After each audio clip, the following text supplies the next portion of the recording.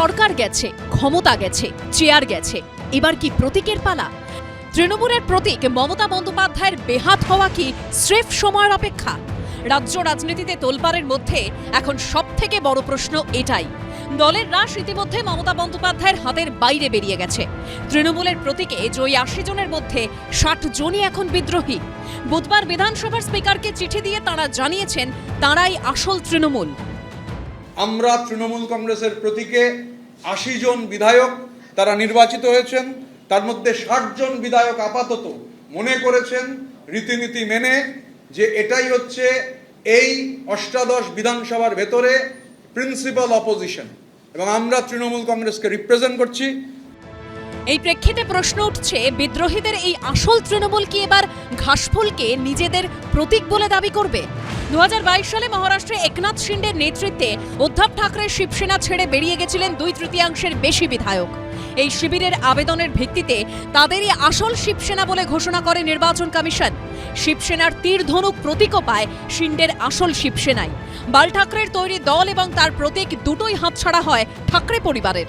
একইভাবে অজিত পাওয়ার অধিকাংশ বিধায়ককে নিয়ে দল ছাড়ায় দলের নাম এবং প্রতীক হারিয়েছিলেন মারাঠা স্ট্রংম্যান শরদ পাওয়ার।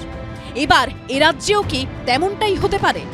এখানে যদি দুটি গোষ্ঠীর দাবি থাকে তাহলে সংখ্যাগরিষ্ঠ যে গোষ্ঠী তার কাছে দলীয় যে প্রতীক সেই প্রতীক চলে যাবে।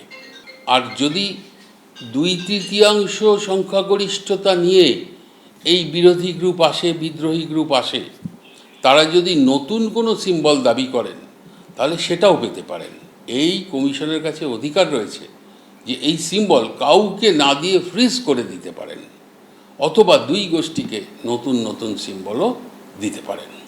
এবার যদি এরা নতুন দল ক্লেম করেন, মানে সমস্ত সম্পত্তি এবং পার্টিটাই ওদের, সিম্বলটা এটাই, এর জন্য ইলেকশন কমিশনের কাছে যেতে হবে। সেখানে পার্টি সংগঠনের কনস্টিটিউশন কি আছে সেটা দেখা হয়, কিন্তু সর্বোপরি এটাও দেখা হয় যে কতজন বিধায়ক এটাকে সাপোর্ট করছেন।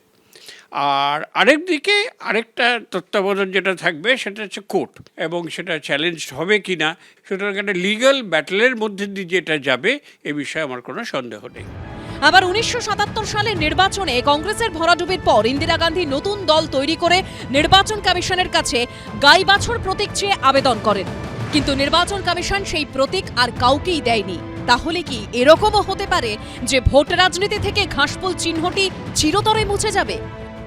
মাননীয় স্পিকার যদি তাদেরকে রেকগনিশন দিয়ে দেয় as a leader of the opposition, এবং তারা যদি ইলেকশন কমিশনকে তাদের দাবিপত্র প্লেস করে দেখিয়ে দিতে পারে যে ম্যাক্সিমাম এমএলএস আজ তাদের সাথে আছে, আলটিমেটলি যদি এটা দেখিয়ে দেওয়া যায় তাহলে কিন্তু সিম্বলটা কিন্তু এরাই পাবে। Ritabrata will get the symbol.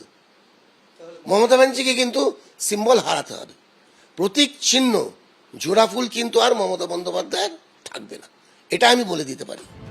Mamata Bandyopadhyay ও অভিষেক বন্দ্যোপাধ্যায়ের রাজনৈতিক ভবিষ্যৎ নিয়ে এখন জোর জল্পনা, আর সেই সঙ্গে জোড়াফুল প্রতীকের ভবিষ্যৎ নিয়েও প্রশ্নের শেষ নেই। সন্দীপ সরকার ও সৌভিক মজুমদারের রিপোর্ট, এবিপি আনন্দ। এবিপি আনন্দ, এগিয়ে থাকে, এগিয়ে রাখে।